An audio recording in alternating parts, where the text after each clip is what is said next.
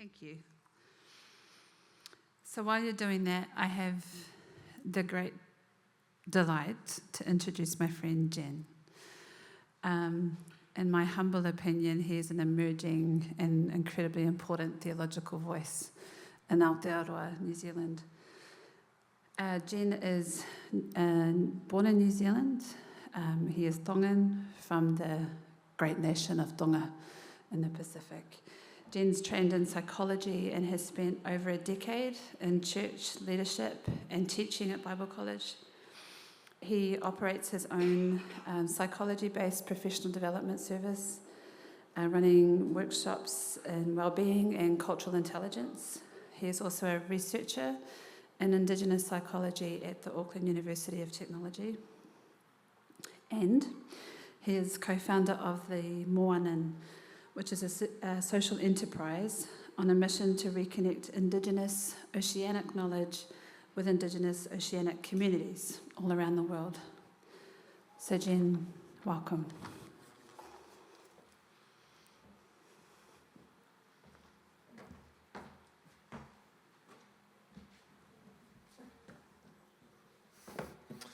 Whakatapuki he o tō mafi, koe mā tamai whakahewani a whiona.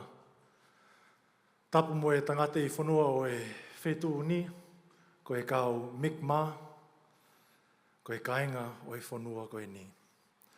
Tapu mo e kau whaiwhekau, mo e kau taki, pēa whoki ki motolu hono katoa. Peace and pan-oceanic greetings, everyone. I start in my language by acknowledging our Creator, and then the people of this land, the Mi'kmaq people, and then our leaders in the room, and of course everyone else. And I was waiting to hear if the baby's voice, if I could hear the baby's voice, and so I want to acknowledge her as well.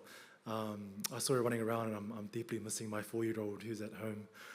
But my wife might be streaming in. It's currently 5 a.m. where I'm based, so she might be streaming it. If she is, you're a real one. You've always been a real one, but you're more of a real one, getting up early on a Saturday morning to stream in now. It's a huge privilege to be here this afternoon. I think the slides will probably jump up very soon. But if I do at any moment stop talking, and I'm trying to get the synapses in my brain to connect because I'm still on New Zealand time. Like I said, it is 5 a.m. Back home. And I've been having conversations, lovely conversations here. Thank you, Matt. And halfway through talking, people are like, oh, so like, what do you do? And I'm like, if you've ever seen that cartoon of SpongeBob searching for files in his brain, I feel like that's me, where my brain's still falling asleep. So, what does it mean to be a good ancestor? I can't help but answer this question or think of this question and think of the many communities that I'm a part of. Similar to many of those in this room, there are communities that you're a part of that are asking this question, or there are communities that you're a part of that may not be asking this specific question, but asking a related question, and that's what I want to talk about today. And that related question for me, or for, of course, the communities I'm a part of, is what does it mean to be children of the Most High in Aotearoa and Moana, Oceania? Because often we're asking the question of what does it mean to be a good Christian, which I think it's an important question, but the more pressing question that we're asking, or we should be asking, is what does it mean to be a Christian in Aotearoa? What does it mean to be a Christian in Moana, Oceania? And of course, for yourself in your context, what does it mean to be a Christian in Turtle Island? And so I'm no missiologist by any training. I did teach at Bible College, but that's only through, as I was a leader there and I was teaching spiritual formation. I'm no missiologist, but I do want to say that on a missiological level, the church in Aotearoa is in a bit of an identity crisis, if I could put lightly.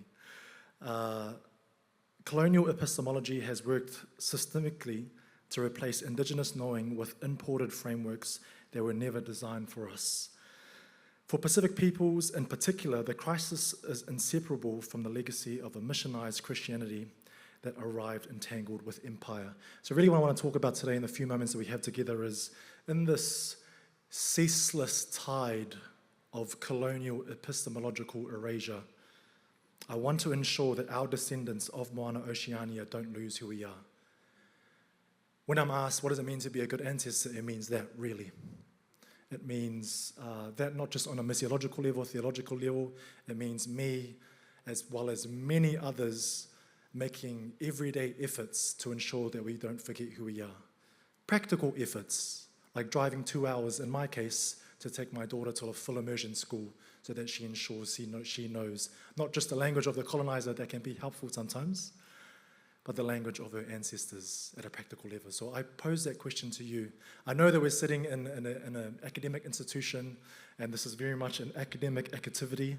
I'd rather be sitting around a circle having talanoa wānanga. But although we are in an academic space, and this might seem academic, I do want to encourage you to think of this as a not a unidirectional space, one direction of learning, but a multi-directional space. And I've been told we have some time afterwards for some, I think, Q&R, which is the white term for what we call talanoa, where the richness exists. So, where does my story start, or how do I come into this? All 4 of my grandparents are from the Kingdom of Tonga. If you don't know where that is, that's fine. I'm going to show you a map very, very soon. But as you can see here, there are a couple of interesting images that we have here. And this image that we have on the left is one of the islands where we had tuku whanua ki langi. And that is the phrase, tuku whanua ki langi, where our king, Tauwha Ahau, gave our lands and our oceans to the God of the heavens and the God of the earth. But the reason why he did that is because he took one of the missionaries through a bit of a test. So many of us will be familiar with Elijah testing Baal. We'll be familiar with Daniel being tested in the lion's den. Well, in Tonga, in the early 1800s, this happened as well. There was a gentleman by the name of Pitavi, and he was speaking to our king at the time, who didn't know anything about this Christian God. And our king at the time, his name was Tauwha Ahau. His god, one of his gods, was called Tauwha Itahi, and it was a great white shark, hence the random great white shark that we have here on the slide, with random patterns around it. I thought I was being cool, and now it looks very strange. The story goes that when Pitavi spoke to our king Tauwha Ahau, he said, "Hey, you should really consider this new god that's being brought in." And of course, back then, like all over the world, I'm sure it happened here as well, our king at the time said, "New God, there's a list of gods. Well, what's your God good for? Fertility, good for the moon cycles. What's your God good for?" And Pitavi says, "I believe this is the God that's the supreme God, and we should follow him." So what does Tauwha Ahau do? He throws Pitavi into the ocean. But before he throws him to the ocean, he looks over and he sees Tauwha Atahi, this guiding great white shark that is seen as one of the gods. And up until that moment, that great white shark accompanied our king everywhere it went. So he's looking at Pitavi and he says, "Okay, I'm going to chuck you into the ocean. I'm going to get my men to chuck you into the ocean. And we're going to sail over to this island, Ha'ano. And if you make it there, then we can talk. Because if your God that you're talking about is truly the most supreme God, then what's a great white shark going to do to you?" And so the story goes that he puts him into the ocean. They then sail on to Ha'ano, and a few hours later, a drenched Pitavi is walking up through the beach, and his men look over and say, "Look, it's that guy that you chucked off the boat into the ocean." And that's where they had the conversation, and that conversation led to what we know as tuku whanua ki langi, giving our lands and dedicating it to the God of heaven and the God of earth. Now my question to you is, was our king being arbitrary in this moment? Did he just have a conversation with this missionary and think, "I know what would be a cool idea, let's just chuck him to the sharks"? No, I think what happened there was a very considered effort that many of our ancestors knew. That in the spiritual realm, there are testings that we can do to see whether something is legit, to see whether something is legitimate. And that's what happened there. Once the king made that decision, he then started to welcome different missionaries. And like many nations, we had the Catholics come in, we had the Methodists come in. So really 2 big churches that came into Tonga were the Catholics and the Methodists. Fast forward to my upbringing, my dad was a Methodist, and then my mum was a Catholic. And then in my young adult life, I became a Pentecostal. Because as Christians, we just like to do our own thing. So I was in my early young adult life, and I started to really figure out what does it mean to be, what's this God thing about? Up until then, I was kind of like many people, just going through my teenage life, young adult life, experimenting with everything, but I'd never really taken it serious. And so I came to Google this church, ended up there, and then I think I had an encounter with the living God. Of course, those of you who aren't Pentecostal, I know you're thinking, here they go, the Pentecostals again, talking about their experiences. Oh, I know. And so I'm in this new church environment, and it's really strange because everyone's singing songs that I don't really know. And anyone who's ever been to a faith setting where the whole room sings a worship song that you don't know, you know what feeling I'm talking about. And so this girl approaches me, and she gives me this image right here. And apologies, it's not on the screen, but the image is a pair of golden sandals, and above it, it reads Ephesians 6:15. And those of us who have been listening in Sunday school, you know that Ephesians 6:15 refers to the shoes of readiness or the shoes of peace. So this girl gives me this image, and she says, I know you're really new here, but God kind of gives me these images, and he gave me this image for you. And I'm like, man, that's cool. What kind of images do you get? And she says, I got this image, like I always get images of chariots on fire and the armies of heaven going to war. And so I'm expecting something grand like a chariot or a throne or heaven. And then she gives me an image of a pair of sandals. And I'm thinking, okay, what's that about? And she said, well, this is the shoes of readiness. I think this is for you. Here you go. As a naive young person, I put that into my back pocket and I said, I don't really understand what that means. I'm just going to continue in my life. A week later, I go to my stepmom's house. My stepmom is a Ngāpuhi woman. She is a native woman of New Zealand. And she says, hey, I've got this gift for you. I said, okay, cool. She said, my tribe, my people, we went on a missions trip to Canada. Before I came here, I recently asked her, do you remember which nation you were with? Do you remember which group you visited? And because it was 40 years ago, she didn't remember. I said, okay, cool. We'll figure it out. So she came on this trip with a group of native New Zealanders, and she met a chief that she said his name was Ten Bear Cloud. And the chief gave her this gift, this one right here. And the chief told her, you need to carry this for the next few years because Creator wants to give this to someone through you. And so as you can imagine, 30 years goes past and she's still figuring out, okay, am I going to give this gift now? What's going on here? She said the moment I started on this journey of trying to figure out God and different things, every time I'd go to their house, she would see the image of this gift. So she hands it over to me. She's like, I've been carrying this for 30 years. I think this is from God for you. And so I open up this pouch that's very old and moldy. And as I open it up, I realize that in there are 2 leather sandals. And I'm looking at her and I'm going, by this time I'm shaking and I'm thinking, what the heck are these? And she goes, well, let me tell you about Ephesians 6:15. I start crying, she starts crying, we start singing worship in her native tongue.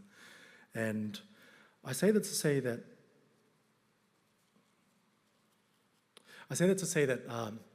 as you'll see, as we go through these next few moments, I'm not bringing these stories out of random, just to say, hey, this is my show and tell. I'm really addressing. I was supposed to say this in the last slide, but I'll say it now.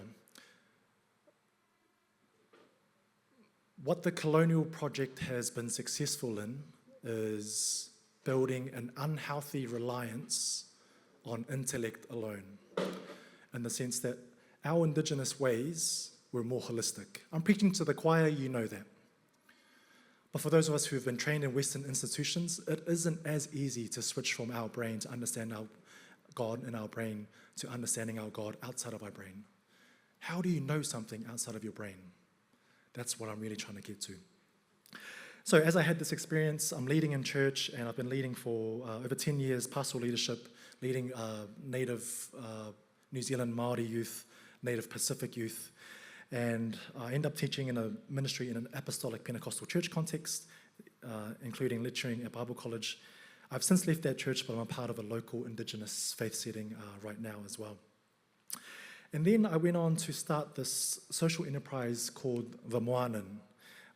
It's a Pacific social enterprise, and we're registered to we're on a mission to bridge the gap between our Indigenous knowledge and our Indigenous people.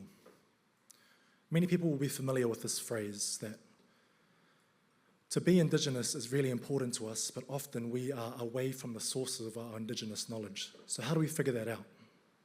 How do we learn the languages? How do we learn the ways, the histories, if we're not directly connected to the languages or the ways? And so we've built this social enterprise to help us take all our knowledge to our people all around the world.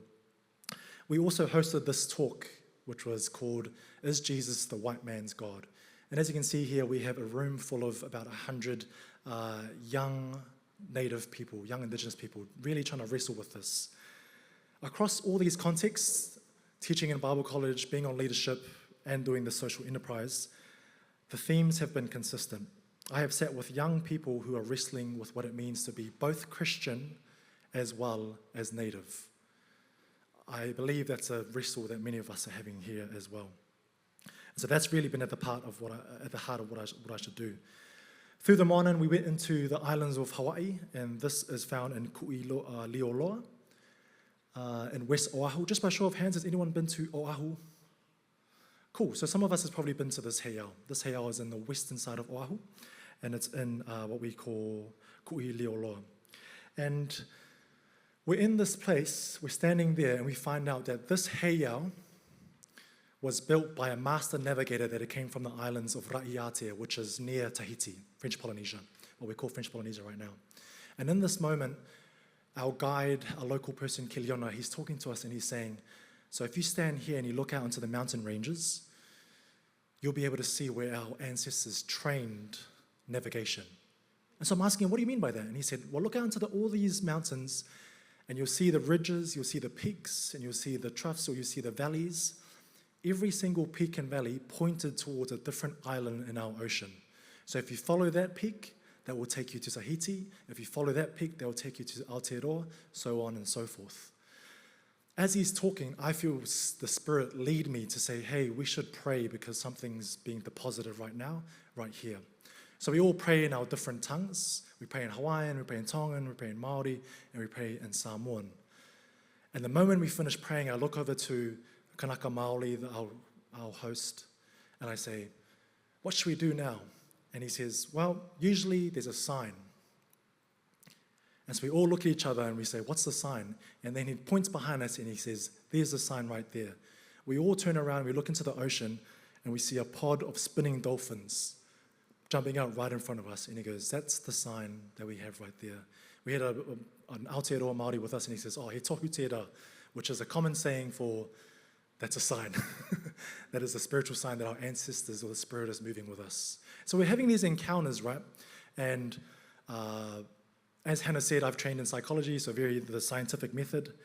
And I'm still trying to figure out, how do we scientifically explain doing a prayer followed by 3 spinning dolphins? Not just regular dolphins, spinning dolphins, which I didn't know existed up until that point. This leads me to the next point around, if we're trying to figure out what it means to be a good ancestor or be the children of the Most High in Moana, Oceania, it means that if we're only interacting with what we think is God through our brains, then we're missing a big part of what that means to be a child of God in Moana, Oceania. But before we do move on, I know that I'm saying, what do we mean Moana, Oceania? And there might be people here thinking, what actually do you mean by Moana, Oceania? Because I haven't seen that term before. You might be familiar with the term the Pacific, or you might be familiar with the term Oceania or Polynesia, Micronesia, Melanesia. Like many names of our areas, these are imported names that have been brought in by outsiders with arbitrary lines and arbitrary definitions. I use the word Moana because it means the word ocean for many of us in the East Pacific. For Hawaiians, for Tahitians, for Aotearoa Māori, Cook Island Māori, Samoans, Tongans, etc., etc. I start with the Oceania because this is a quote from one of our greatest thinkers, the late Ilolahia Ofa. He says, "We should not be defined by the smallness of our islands, but by the greatness of our oceans. Oceania is vast. Oceania is expanding. We are the sea. We are the ocean. Oceania is us." In other words, I reject wholeheartedly the notion that we're just a blue sea with random dotted islands around. Our ancestors saw the islands as highways, and I'll prove that very, very soon for those of you who are scientifically minded like myself. This is a flag that it'll do.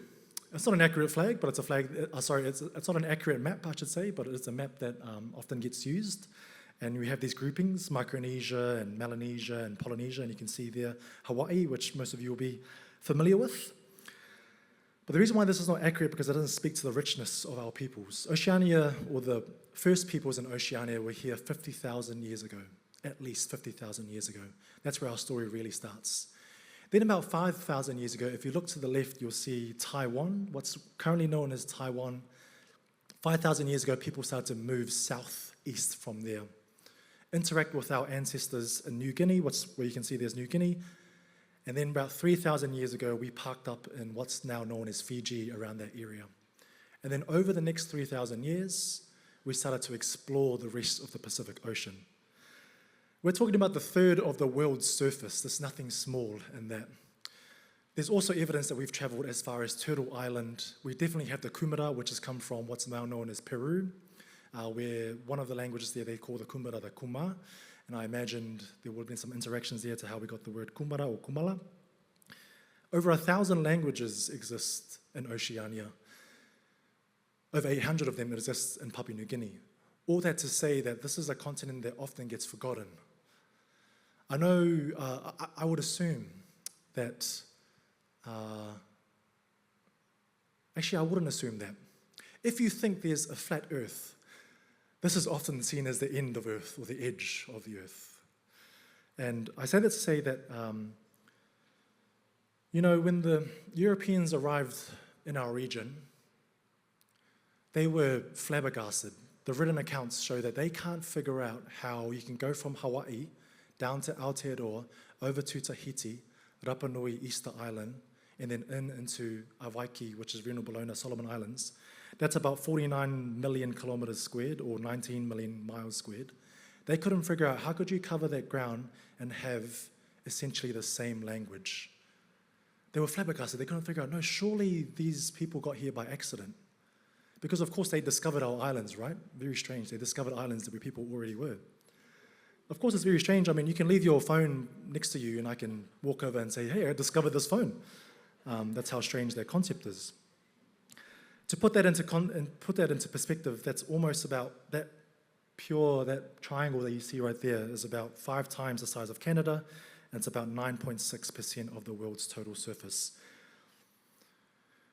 When Captain Cook arrived, he got an interpreter from Tahiti, helped him in Hawaii, helped him in Aotearoa, 45 million square kilometers.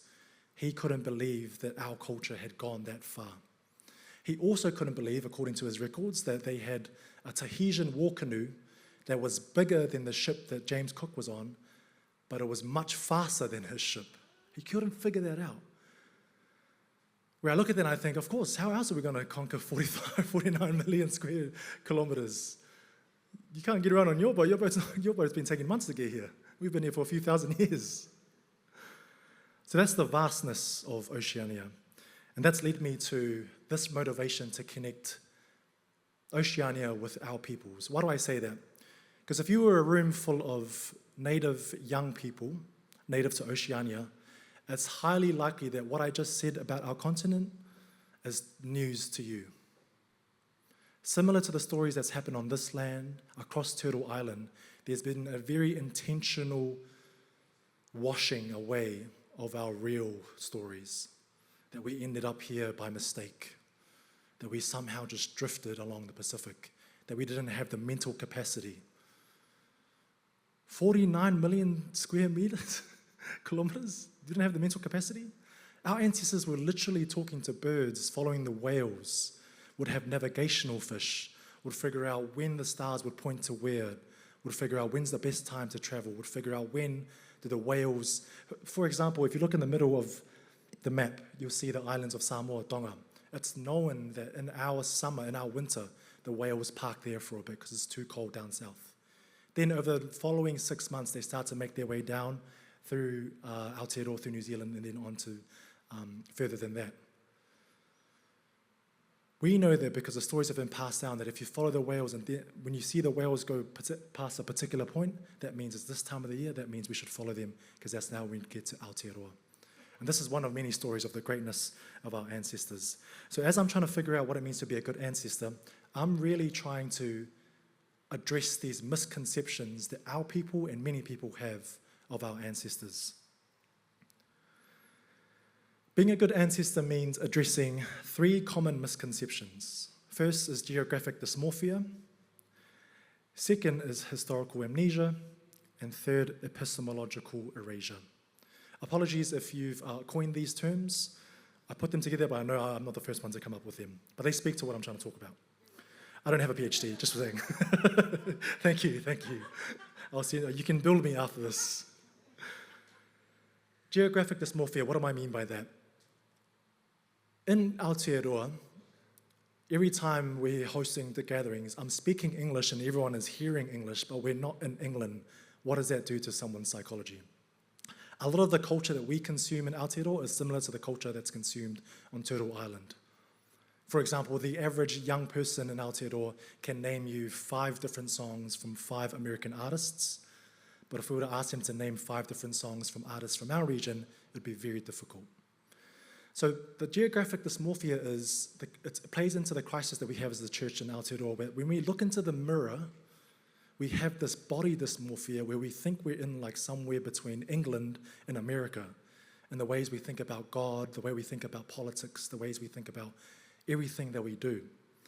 Last time I checked the map, Aotearoa is not in Turtle Island, neither is it in England. Aotearoa is the pōtiki of Moana, Oceania, which is the youngest sibling of Moana, Oceania. Much of New Zealand society is oriented towards the global north. Our theological imagination must be adjusted accordingly, geographically, cosmologically, and ecclesiastically. We cannot be good ancestors if we are handing our descendants an incorrect map. The second misconception that we are addressing is something that happens here as well, and that's people have just forgotten. Many of us in this room know of the atrocities that have happened on these lands, of the atrocities that are still happening to this land. To quote the late, great Moana Jackson, whenever he hears some public discourse saying colonization was a thing of the past, he pushes back and he says, if colonization was a thing of the past, what year did it finish?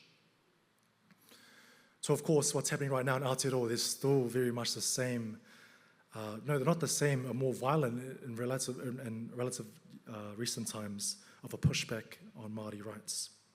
Many New Zealanders, like other settler colonial states, do not know much about what happened in our part of the world. And so this is the equity piece. And as true as far as it goes, injustice happened and it must be made right. But as many Indigenous peoples know, naming the wound is not enough.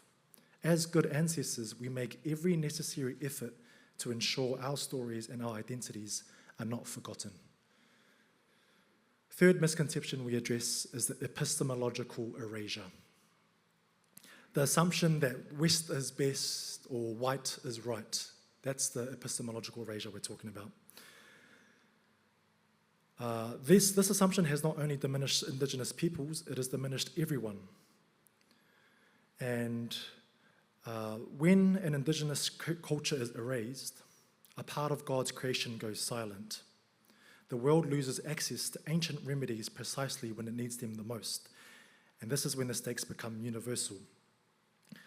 Geographic dysmorphia, locating where we are, historical amnesia, what's actually happened, what's a part of our history, or as you heard Hannah say last night, what's a part of our whakapapa, and third, epistemological erasure. The epistemological erasure part is where I want to land on as we wrap up before our questions. As I said before, the colonial project has disrupted our intergenerational transfer or heaven's blueprint. By design, humanity is better because of our diversity. We lose so much if we let homogeneity become our endgame. God has buried parts of himself across the many soils that make up the human race. And as a human race, we've made huge leaps from all parts of the world, but we still have much to learn, and there's still a big piece of our human story missing. What do I mean by that? I know there are stories of this land that are still yet to be uncovered. Same thing's happening where we're from. And the reason why those stories need to be uncovered, it's not just for our peoples, it's for all humans.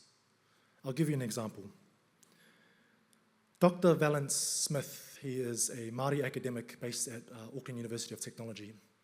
He shared in a public seminar the story of some of his people healing this forest. So anyone, if you go to Auckland, you'll see on the west side of Auckland, there's a big forest that's actually been through a rahui. It's been closed. Because what had happened is our native trees stopped growing.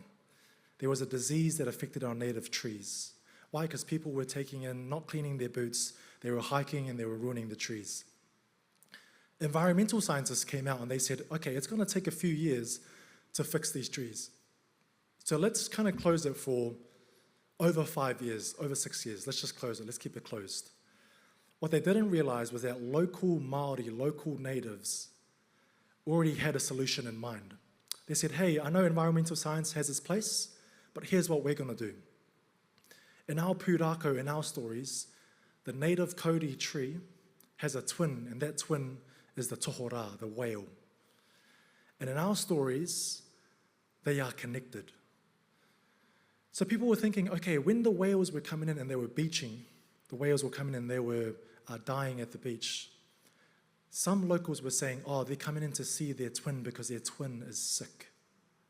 They know that. And so what happened is they went to these whales that had died at the beach, they'd taken their bones, they'd taken the oil, and they started to create remedies for these trees, and they started to inject it into the trees. And every time they would go to the trees and take the bones and take the oil, they would say karakia, they would say prayers over these trees. They would not only say prayers over these trees, but they would set up speakers throughout the whole forest. And it would just sound whale noises all throughout. Frequently, every day, there were whale noises. Can you imagine hiking at 12 a.m., hearing a whale noise in the forest? As you can imagine, locals are talking to scientists, and they're thinking, yeah, so this is going to work. Can you imagine the environmental scientists going, whale noises, really? Whale bones, really? What happened was what was supposed to take many years took only a few months. The proof is in the pudding. If you go to Aotearoa, Auckland right now, you'll see that those trees are healed. What was supposed to take many years only took a few months. Why? Because local natives, iwi Māori, Te Kawerau Amaki, figured out that they had ancient solutions, ancient remedies for contemporary ills.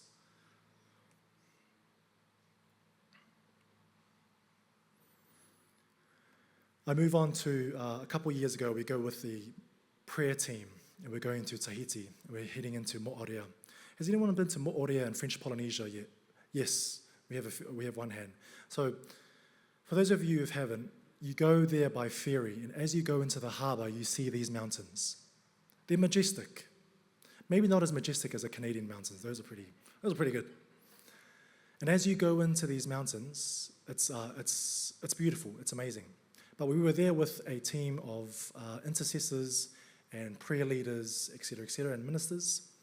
And as I'm going in, I'm looking up at these mountains, and I can see this image, very random.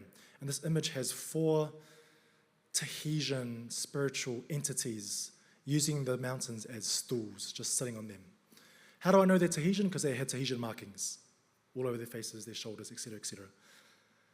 So I'm looking at them, and I'm going, whoa, that's really strange. And then the person, Matt Renata, is next to me, and he says, bro, you look like you've seen a ghost. I'm like, yeah, something like that. We get into Mo'orea, and then we start talking to the locals, and they start telling us their stories. And then this one intercessor, she's a matakite, she's a seer. Matakite is the Māori term for seer, one of the functions. And she says, okay, well, everyone, want to let you know that we are welcomed here, And I know that we are welcomed here because 4 Tahitian angels welcomed us in as we came in. And so I'm freaking out, and I'm going, okay, so you saw it as well. And she's like, oh, did you see them? Yeah, on the mountain. I'm like, bro, I saw them. And my question was, how do you know they were angels? And then she said, oh, because they told me. So I was like, oh, so there's levels to this. I haven't unlocked the audio level yet. Mine's still on channel 1. It's just fuzzy.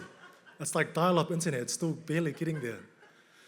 And she said, yeah, they welcome us in. I said, what are they saying? She said, they've been waiting for us. And so we go on and we move on and to do everything we do. But the reason why I bring that up is because we were deposited in our spirit something that I wanted to bring here.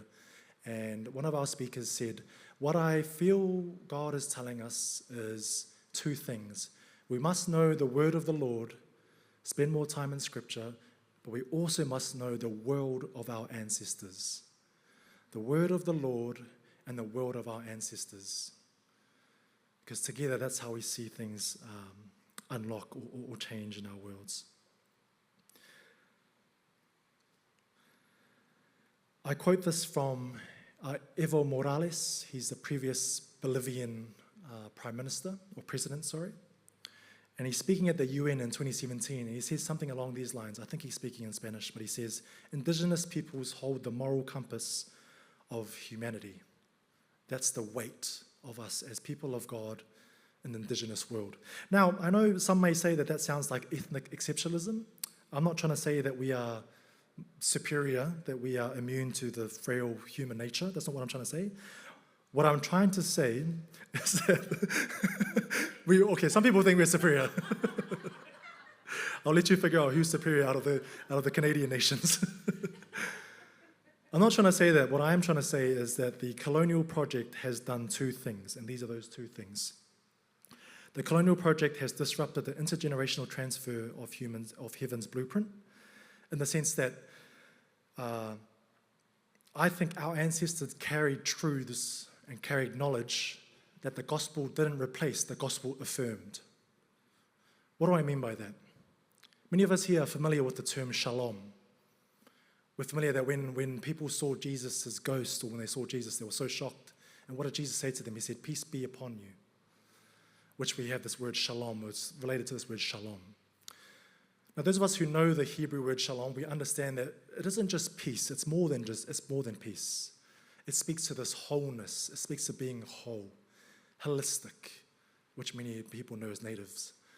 But this wholeness that I'm talking about is, the reason why we say we need shalom when there's not shalom is we look at things like social justice because something has been taken, something has been done wrong, an injustice has happened, and it's removed a part of the whole, so it's no longer whole. So correcting these justices means bringing everything up so that we are whole again, wholeness. That idea of shalom is very similar to an idea that we have, that my ancestors are from, called tauhiva. And what tauhiva really means is the connection that I now have with every single person in this room brings a new level of wholeness. In the sense that I have a connection with Hannah, who introduced me. If that connection is ruptured, shalom has been broken, the va has been broken. Tauhiva means it's my duty and obligation to make right the va between Hannah and I. One of many indigenous concepts that when the Bible arrived, our ancestors said, oh yeah, what you're talking about there is, yeah, we've got a similar phrase. Mine might be a little bit more superior, but we've got this phrase. And I say that to say that if our ancestors have been given the blueprint from heaven, there are many indigenous groups around the world that when the gospel arrived, their ancestors said, oh yeah, we know this person. Similar to St. Paul in Acts, when he's talking to the Athenians, he said, you men of Athens, you are religious in every way. This sign that you have here to an unknown God, I'm here to talk about that God. That happened many times across our ancestors, where the gospel arrived, and people said, yeah, we know this God that you're talking about. But if God's given our ancestors this blueprint of how we are to steward our lives, the colonial project disrupts that blueprint. It disrupts our ability to have it passed on to us and from us to pass on to others. The colonial project has also created an unhealthy dependency on intellect alone. There's an overemphasis on the rational side of knowing. And like I said before, I've been sharing all these stories, these spiritual encounters, to say that what does it look like to be a child of God, a child of the Most High in Moana, Oceania? It looks like getting rid of this unhealthy dependency on intellect alone. Don't hear me wrong, I'm not saying intellect is not good. I'm not just saying we just all say, yeah, I feel like this thing one day and tomorrow I'm not going to feel like it in one sense. What I am saying is, what does it look like for us, especially those of us who are trained in the academy, who operate in the academy? What does it look like for us to lean into our intuition, into our spiritual side, into the side that we understand outside of our minds? This isn't something that's foreign to biblical authors, nor is it something that's foreign to our ancestors. And I finish with this.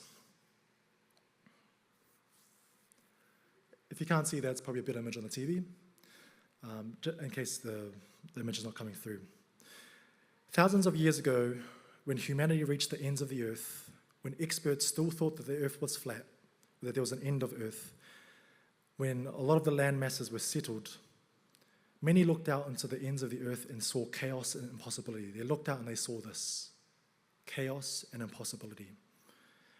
Our ancestors looked out and saw this, and they saw a way forward. They saw many possibilities, infinite possibilities. Today, we face the ends of our known limitations once again. Capitalism has reached its end. Ecological degradation, social fragmentation, spiritual desolation.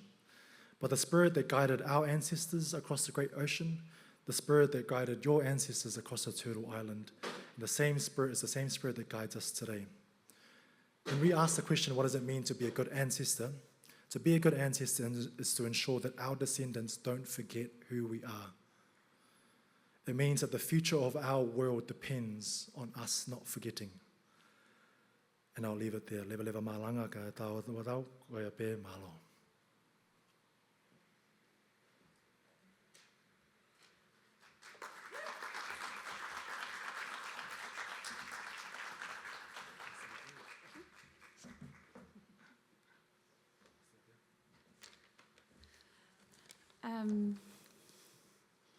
Tēnā koe e hoa, e mihi ana ki a koe e te rangatira mō tō manaaki kia mātou, mō tō mōhiotanga, mō tō mātauranga hoki.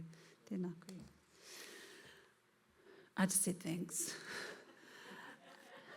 It is coffee break time, but I also want to make time that if anyone has a question, we'll make time for one of those, and then find Jen.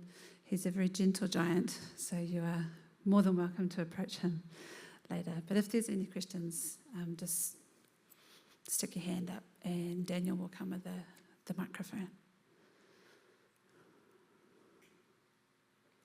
Or comments, doesn't have to be a question.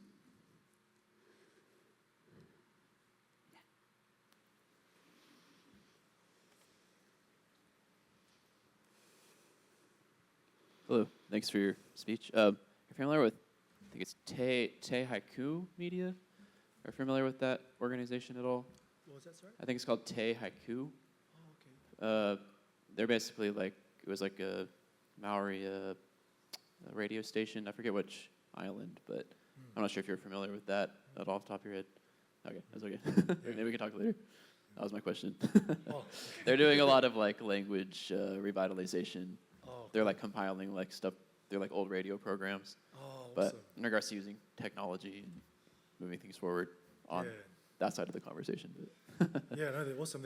We're pretty blessed. There are a lot of kaupapa. There are a lot of, what's kaupapa in English? There are a lot of movements or initiatives, Okay. towards language revitalization, which is awesome, yeah. Yeah. But to your point of, those groups continuing to, counterbalance the colonial madness. Yes. Yeah. Yeah, appreciate it. I have a question. How do you know something outside of your brain? Okay. I don't have an answer. So feel free to chime in if you do have an answer. I see are you trying to answer, or was that a question? Oh, yes. So I don't know if this is a Pentecostal thing or if it's, something I learned in my family was we have what's called ha'a. And so ha'a are different clans. And in our culture, we believe that every single person, like for example, if you're all from my village, you'd all have different hohoko that would connect you to a ha'a, which meant that, let's say, for example, we have an amazing singer here, then we have an amazing thinker here, an amazing organizer, someone that's really good with making food, and then we have someone that's not good at making food, and so that they can go and organize something else. What we believe is that spiritual gifting you have is directly tied to your ha'a. And so, for example, we'd have something like a ha'ilo or a ha'anamu. Ha'ilo that's a clan or that's a lineage that are known for thinking. So when I'm trying to, how do I know or understand something outside of intellect or outside of thinking, I think of my mum, she considers herself to be a feeler, which comes from a ha'a of, they can come into a room and they can discern the spiritual atmosphere of the room. I guess in a scientific sense, kind of like whakapapa, yes, kind of like whakapapa. Yeah, tied to the idea of whakapapa. And if I was to ask my mum, oh, how do you know this room is off? She'd just say, oh, it's off. And I'm like, Mum, I need to know, because I'm trying to bring my daughter here, and I need to figure out. And she goes, no, I just know. And then we find out later that there's either been a disagreement or a wrestle in that room, or something's happened in there, and the spirit has been off. That's one way to answer it. You could probably put it a bit better. Oh, so it's like that. So there's a senses. So some of it you can feel in your body. So there's a somatic knowing that's a bit different from the intellect. So you feel it in your body. Another way of is like what your mother was saying. It's different from intuition, but we call it the highly sensitive people, where you can just walk into a room and you can feel the emotions, or you can feel the different things that have been going on. You just know that they're there. Yeah. So those are two other ways of knowing. It sounds like you have some understanding of that. Yeah. Do we have time for a story? Do we have time for a story? Quick story. I feel like I've shared too many stories, but these are so. One of my good friends, he's from Taupo, and his mountain is Tauhara. And he comes over to my house. This is in 2018. This is many years ago. He comes over to my house, but before he comes over to my house, I wake up with a sense that, in hindsight, I feel that God told me that his world or his life was going to be rocked. But at the time, I couldn't intellectualize that. I just knew it. I don't know how. And so I'm told, okay, his world is going to be rocked, so you should reach out to him. He comes over to my house. I say, hey man, how's it going? And he's like, it's not going well.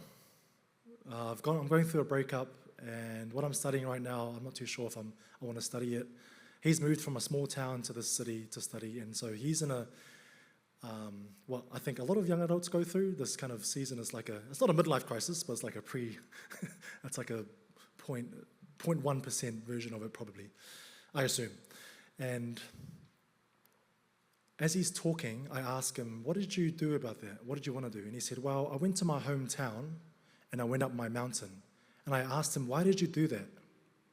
And he said, because I needed some spiritual guidance, so I went to my hometown and went up my mountain.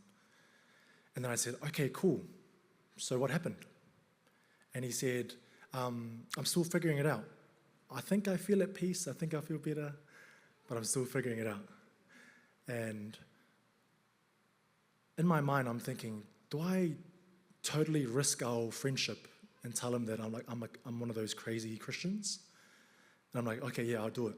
And so I tell him, hey, man, this is going to sound really weird, but the God that I talked to told me that your world was going to be rocked.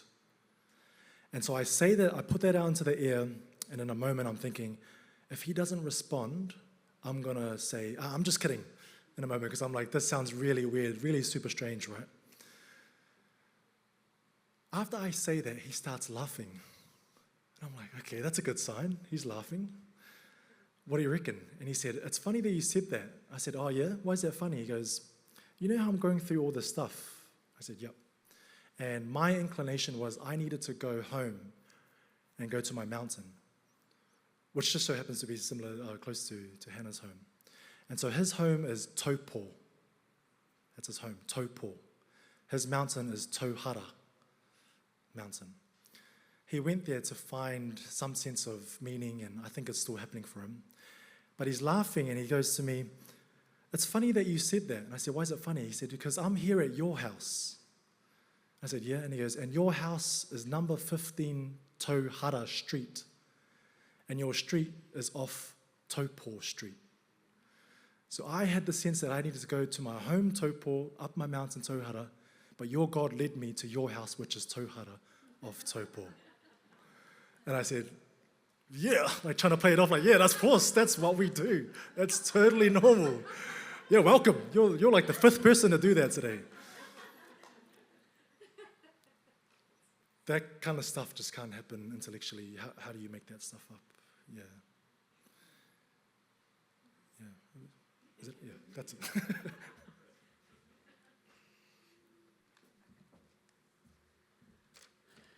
Thanks again, Ehua.